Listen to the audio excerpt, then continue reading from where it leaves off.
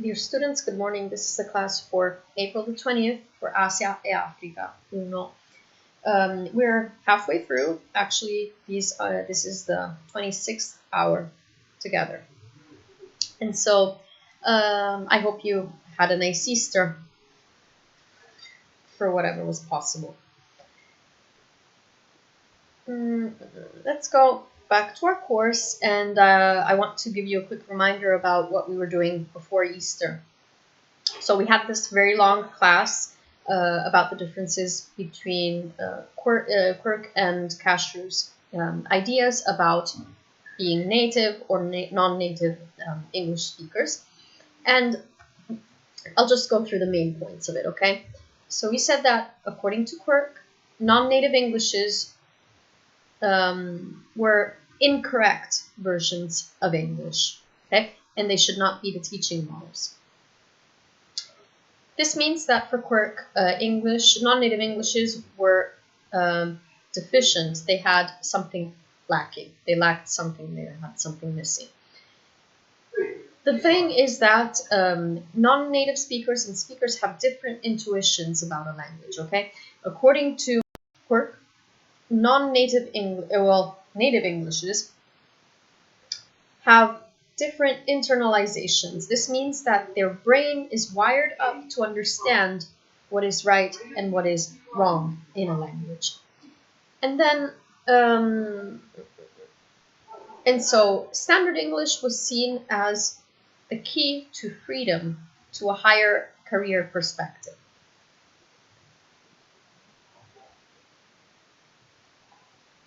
And this means that teachers had to teach standard English. Okay, I'm using past tense, but these perspectives are common. They're shared also today.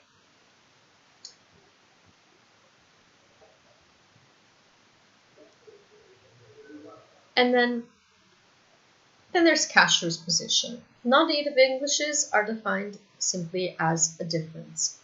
This means that, according to Castreau, non-native English speaking people,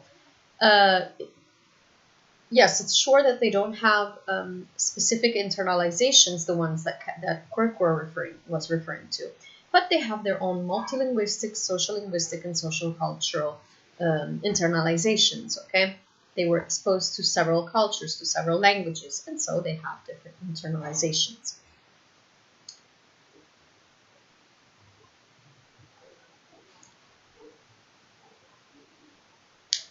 So, according to Castreau, Quirk's position is not valid anymore because English is not learned just to talk with English people. It is learned because it is a vehicle for interaction among people who are not non-native users of the language. And then the second thing that is wrong, according to Castreau, is that English is no longer taught just to learn and to understand the American or British cultural values. Okay, it's a lingua franca. And so, according to Castreau, institutionalized varieties of English should have their own rights. Okay. And so he says that we should get rid of the sacred cows of English, American, Australian, British, Canadian English, and I forgot some other language from the inner circle. And so they should get rid of this type of English as an icon belonging to some cultures. And that's basically what we said. Now, let's move on to today's class. Okay, today we're going to get more into an analysis of the inner circle Englishes and the differences. Not too much, but I think it's something that should be done. And one thing before I forget, I really want to thank all the people who sent their contribution about the other classes, the classes when I asked you to comment about some of the questions that were in the class in the video. So yes, I really thank you for your for sending me your answers, and you can read them in the comment box of the several classes. Now, some other questions that I'm just going to drop here and that you can answer to in the comment box is this. How can we decide when a non-standard English usage is an error or an innovation? $1 million question, actually. Does it depend entirely on whether the speaker is native or non-native, or are there other criteria such as frequency of use, number of users, communication context, and so on? Okay, so the question that I ask you is, in your opinion, how can we decide that what a non-standard English person says, speaker says, is an error or an innovation? Sorry, no, I read it incorrectly. How can we decide when a non-standard English usage, so what somebody says, be it speaker, native or non-native speakers say, is an error or an innovation? And now, before we get into an analysis of the inner circle Englishes, I want you to watch two videos. First, you should watch this one, the link over here, the first link that I sent you, and it's about 10 minutes. You will see that it is somebody from the English teaching industry. This is how he defines himself. That is an inner circle speaker. He wants to give you some hints or some suggestions about how to get into the English teaching industry. Okay, this can be useful for your future career, but in this moment, I just want you to focus on analyzing the language that he uses. Okay, so pause the video now and watch the first link. Okay. So what does this person objectively talk about? I said that he's part of the English teaching industry, okay? And so he suggests that you should have a passport from one of the inner circle countries, at least the passport. Then he recommends two more technical aspects. Number one, fluency. Number two, accent. Okay. By now, if you've attended this course and analyzed the other classes, this could already give way to some comments. Okay. What does he say? Well, you need a passport, fluency, and accent. Okay. Might seem harsh, but that's the truth.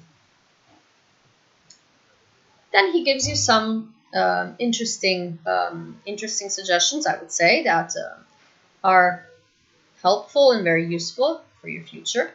And they are, number one, you need an application letter. Written, he says, watch out, that it has to be written according to the culture of one of those inner circle countries. Point two, video. Why do you need a video? Because the person who wants to hire you needs to hear your accent and something about your fluency.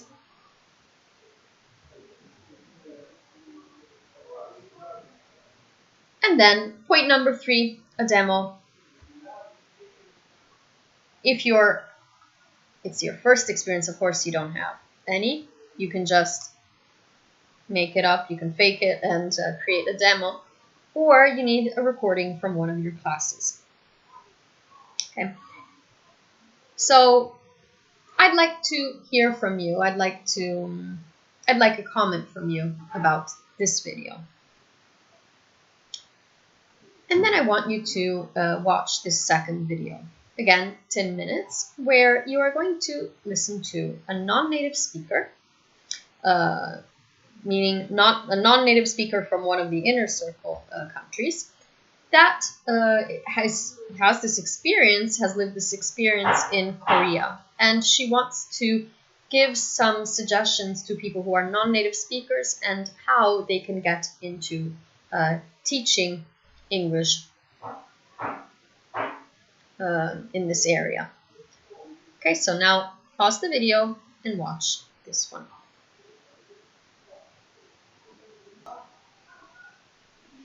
Okay. Okay, so you can see, you just notice the two perspectives, from a native speaker from the inner circle and a non-native speaker that does not belong to, at least that does not belong to the inner circle. Okay, let me know about your thoughts about that. Okay. And more specifically, to conclude on this L1, L2 Englishes, do you think that speakers of L2 Englishes in the outer circle are privileged over those in the expanding circle when it comes to English language rights? In other words, do you think that people from the outer circle, remember Cashew's scheme, so the second bubble, are more privileged than those in the expanding circle? Okay, quite self-explanatory, but again, perhaps you can add a word or two to your comment to the two videos.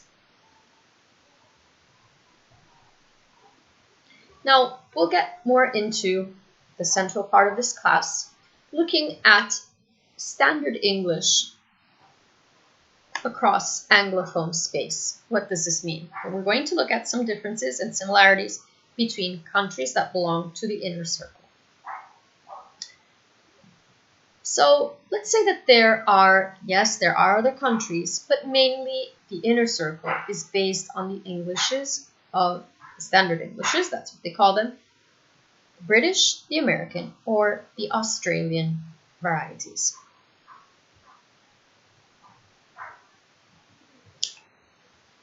And you're going to notice that one of the main divergences is vocabulary. Okay? Just like when we go in Italy from one town to another, the main difference that you can see in dialects is vocabulary, even in the range of a couple of kilometers. The same thing happens for British, American, and Australian varieties of English, standard Englishes. Let's look at the US first. So, when colonizers arrived in what is now the United States, they had to give a name to things that they had never seen before. Okay? And they did that through several strategies. The first thing that they had to do, or that they chose to do, was to extend the meaning of words that they already had in British English. Okay? So the British colonizers arrived, they used the words that they already had to describe something new. This is the case of corn, for instance. Let's say one of the most famous cases, corn, that was referred to grain in Great Britain and then to maize in North America.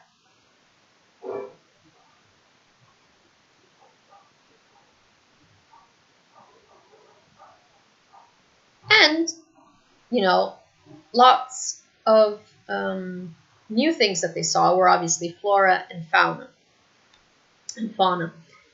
And, for instance, an example from fauna is a robin.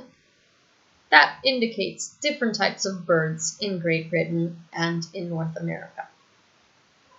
Okay, so old word with an extended meaning. Second solution that they had was to create new words, just out of the blue. And that's what happened to Abada. defined as an isolated hill with a flat top. Let me pull it up over here so that you can see what I'm talking about. It's something very North American. I'm pretty sure you've all seen it. Okay, this is what it is.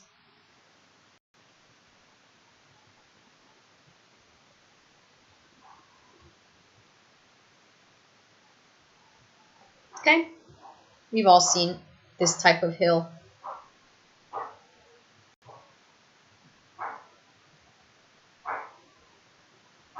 That's what it is. And let's go back over here. So they saw something new, something they'd never seen before, and so they created a new word. Third option, what could they do? Well, they had to borrow words from the Native Americans. Okay. That's what happened with moccasin, hope I'm pronouncing it right, and squash. Okay, things that they'd never seen before, they just tried to use the word that the Native Americans used.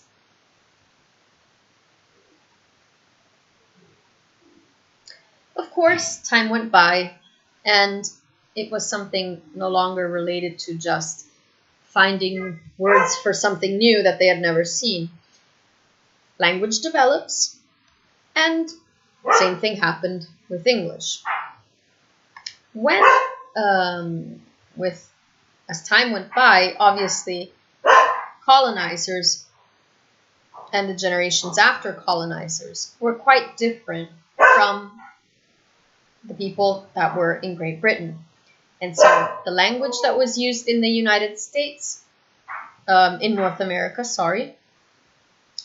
was becoming quite different, became quite different. It is no longer the English that is spoken by people who live in Great Britain.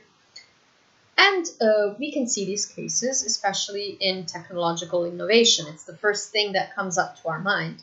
No? When in the US you say windshield, or in the UK, windscreen. The American hood is a bonnet in the United Kingdom.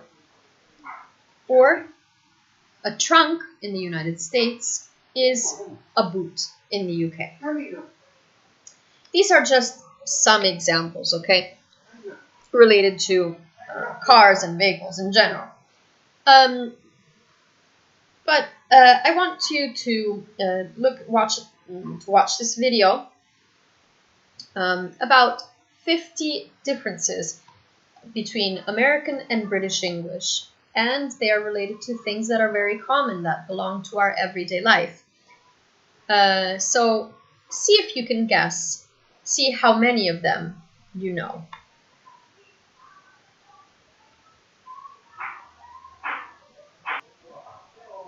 Okay, I hope you find some good cases there. Now, let's move on to Australian English. Okay, we've all been in contact with British and American English. It's a little more difficult to, get into contact with somebody from Australia, and I must confess, it is difficult to understand. But let's look at what happens from a linguistic point of view. Obviously, also in this case, there are lots of borrowings that come from the Australian Aboriginal languages. Okay, some are known all around the world, like kangaroo and boomerang. And then there are others that are less well known, like a gibber or a gibber. I apologize for that. It's a rock.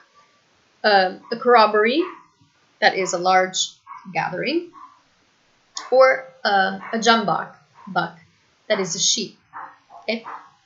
These are not as common as kangaroo and boomerang, and I must confess it was the first time that I've ever read them.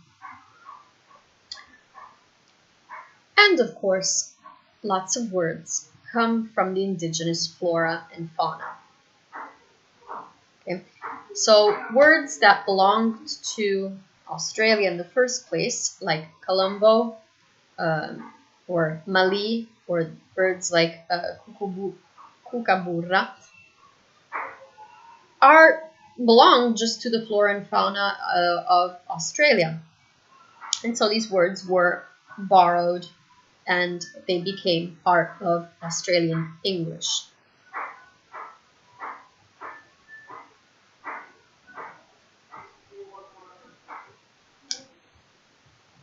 In other situations, there are adaptations. This means that you can understand what they are. You have a vague idea. You can get a vague idea of what they are, even if the word is different from English English. What they mean by English English is like the native British English. And this is what happens to words like to barrack, to support, or footpath, that is a pavement, or picture theater, cinema, and then some of them evolved and are no longer used, of course. Or a sedan, an estate car. Gumboots are the Wellingtons, or stroller, pushchair, and so on and so forth. So these words get you an idea of what they are, but even if the word is different. Obviously, same thing that I told you about when we were looking at other varieties of English, no? It's, of course, I'm not going to ask you to tell me every single word, every single difference. It's just, some suggestions that I give you, and then you can tell me the ones that you find more interesting.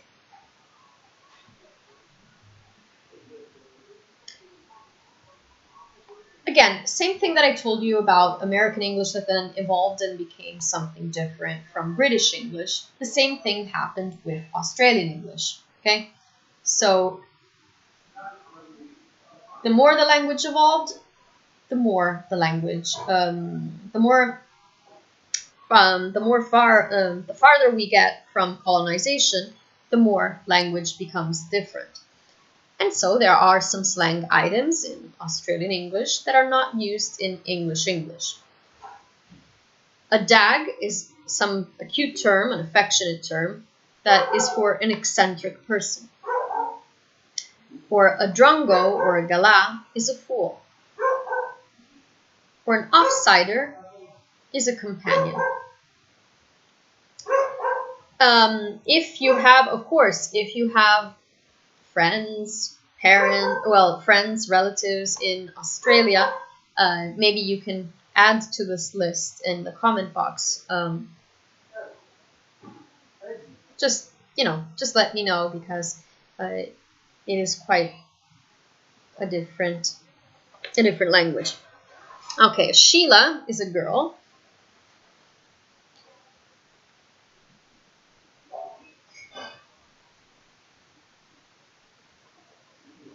Okay.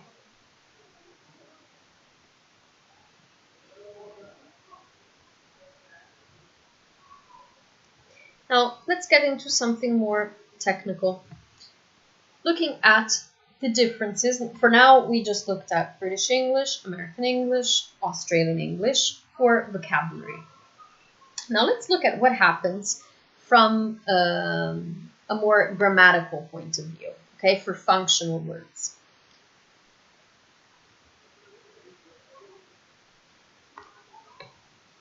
You know these quite intuitively, it's just that you've never studied them formally. Let's look at verbs from a morphological point of view. Well, you know that there are some differences in past tense and in participle endings. Okay, like the one that you know for sure is got. Okay, British English or English English is got. Remember that when you see English English, it means British English, okay? Got that in the US becomes gotten. Okay? Or sneaked, that is snuck. American English is full of these differences. Okay? What happens is that they try to simplify the language. Okay?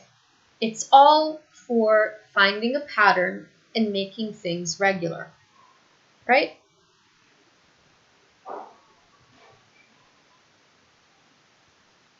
And now let's look at what happens with auxiliaries, more specifically with epistemic must.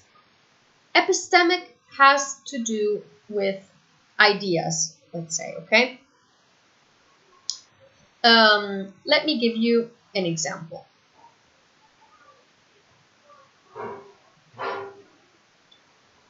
In English, you can say something like, he can't be inside, his car has gone. He can't be, okay? I'm making an hypothesis. His car isn't there, he can't be inside.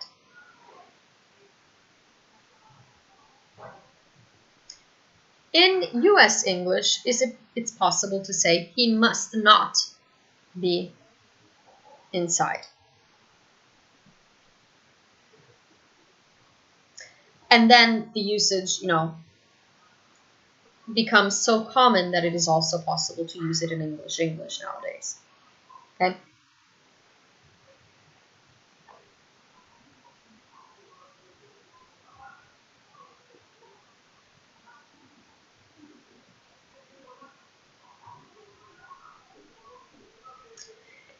US English is pretty productive, and that's why there are some nouns that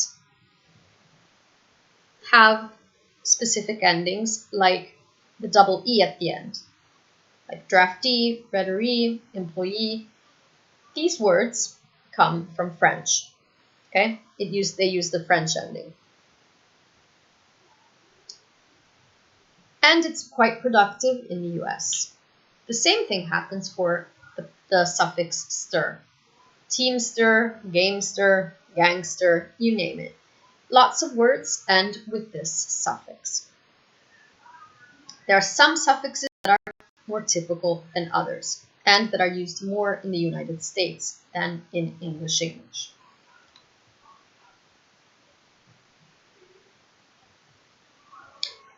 Other differences concern derivational morphology. For instance, in English, you would say candidature or centenary. In US English, they become candidacy and centennial. Okay? So basically, there are some differences in derivational morphology in general. Be it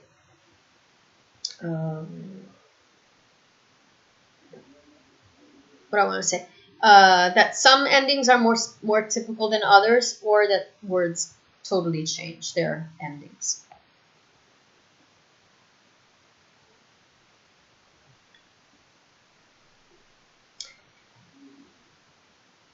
And then, American English is very productive in using verbs as nouns. Okay? Verbs as nouns. So you can say, to run down, that becomes the rundown. Or to be shut in, that is a shut in, that means invalid. Or to try out, that becomes a tryout, that is an audition. To lock down is a lockdown. You get it.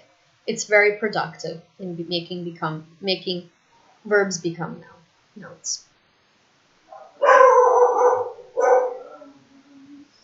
And then there are some differences in adjectives and adverbs and how they are used. You all know, or should know, the difference between saying different, that is followed by than in US English, And that, for you, is different from, because you have to follow English. So an American would say, this one is different than. A British English or English would say, this is different from.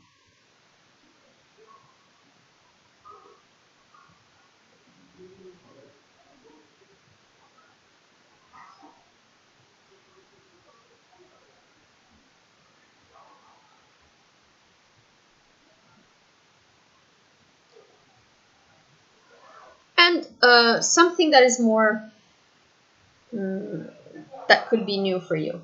The usage of the adverbs yet and already. Okay. We know that we cannot use those, that those are not used in English. But it's totally correct in US English, or at least it's used. A US English speaker would say, did you read it already? Or I didn't buy one yet. Whereas that would be like a red pen mark on your paper, because you have to follow English. And you have to say, I haven't bought one yet, or have you read it already? Okay? And it takes a long time for people who come from the United States to adapt their grammar, not only their, well, yes, their vocabulary, yes, but to adapt their grammar to English. Because remember what we said about internalized patterns. Okay, but anyway.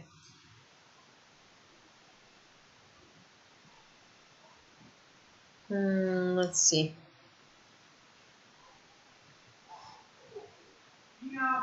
I haven't seen him for ages. Okay, wait. Sorry for that. I got a little distracted. Prepositions behind the two differ in the two varieties. Okay, yeah. So different prepositions are used in different situations, such as English would say behind. US English says in back of. So I put it behind, or I put it in back of the shed. Okay? And then, sorry, let me get here.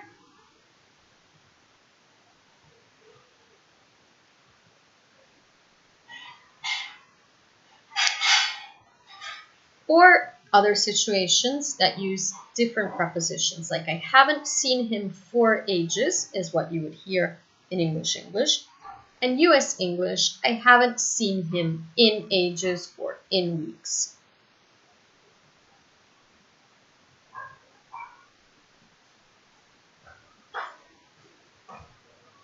Okay, sorry for the interruption.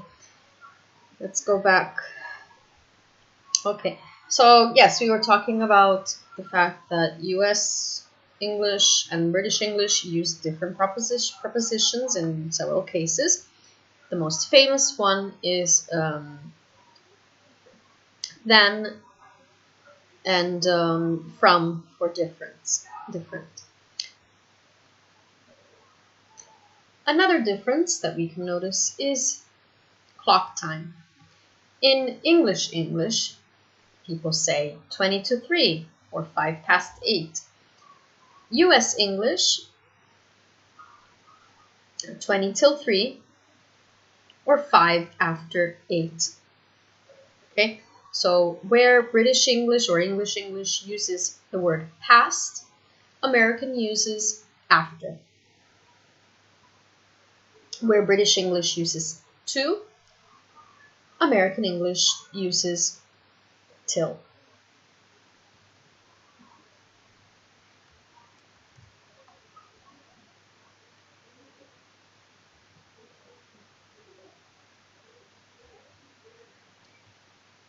With prepositions, okay, so we're continuing with English with prepositions.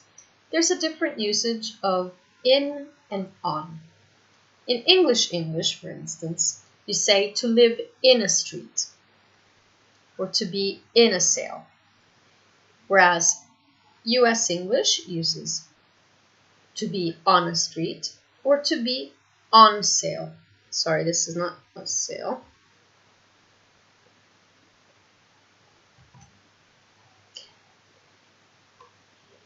If a British English person says that something is on sale, it simply means that it's for sale, so that it is available for somebody to buy. Okay? So it's the difference between vendita e sconto. Okay?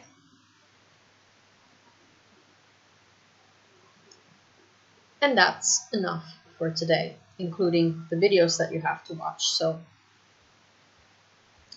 it's a full class, even if it seems that the video is shorter, but it actually isn't, because it includes several videos.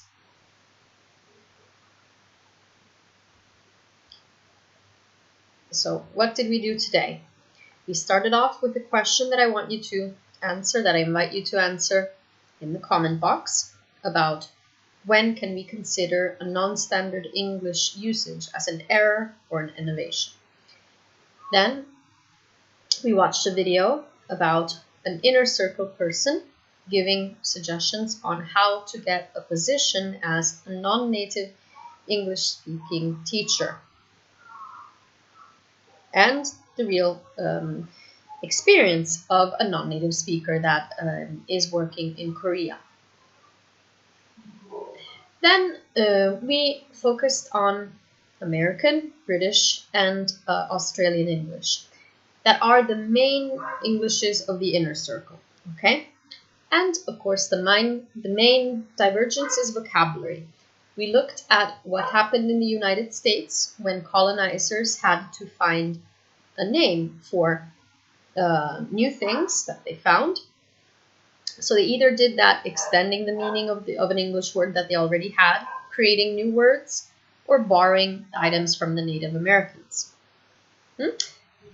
And then we looked at Australian English. There are some words that are more known, like kangaroo or boomerang, and others that are less known because they are referring to indigenous flora or fauna,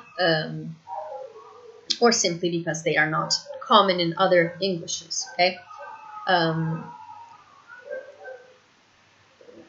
Okay, and we looked at how language evolved in Australia, and there are lots of words that are not used in English. Then we looked at what happens from a morphological point of view in these three different languages, especially British English and US English. We focused on these two varieties, okay? So the different endings, the usage of the epistemic must, how some suffixes are used more in US English than in English English, and specific usage of adjectives and prepositions that are different in the US and in the UK.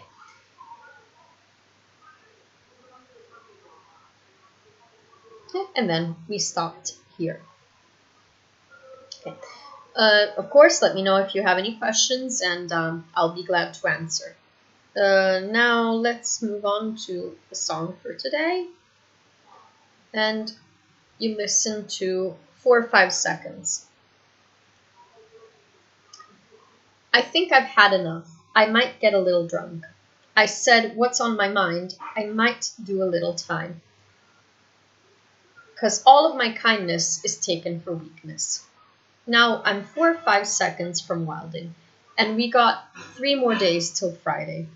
I'm just trying to make it back home by Monday morning. I swear I wish somebody would tell me. That's all I want. Woke up an optimist. Sun was shining, I'm positive.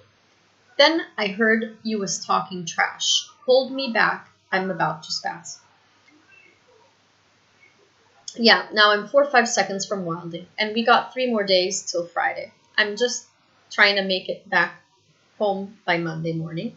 I swear I wish somebody would tell me. That's all I want. And I know that you're up tonight, thinking how could I be so selfish? But you called about 1,000 times, wondering where I've been. Now I know that you're up tonight, thinking how could I be so reckless? But I can't apologize. I hope you can understand. If I go to jail tonight, promise you'll pay my bail. See, they want to buy my pride, but that just ain't up for sale. See, all of my kindness is taken for weakness. Now I'm 4 or 5 seconds from wilding, and we've got 3 more days till Friday. I'm just trying to make it back home by Monday morning. I swear I wish somebody would tell me that's all I want. Okay. Let me get the link for you, and then we're done.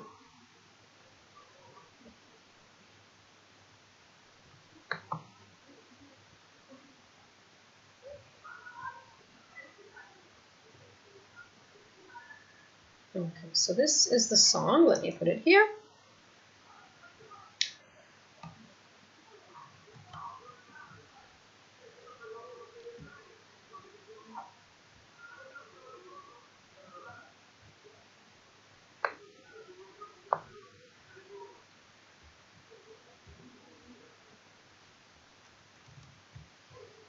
Okay, so now as for the videos,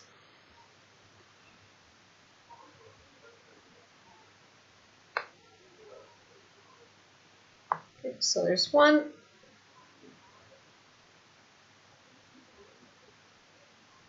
2,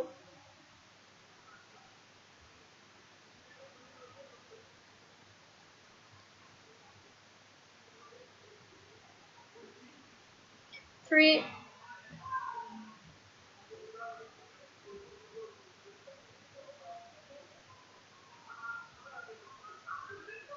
4. I think that's it. Copy, and we'll put them right here. Okay, and there you go. Okay, so thank you very much for listening, and if you have any comments, questions, just add them in the comment box or send me an email. Thank you very much, and see you tomorrow morning. Bye, take care.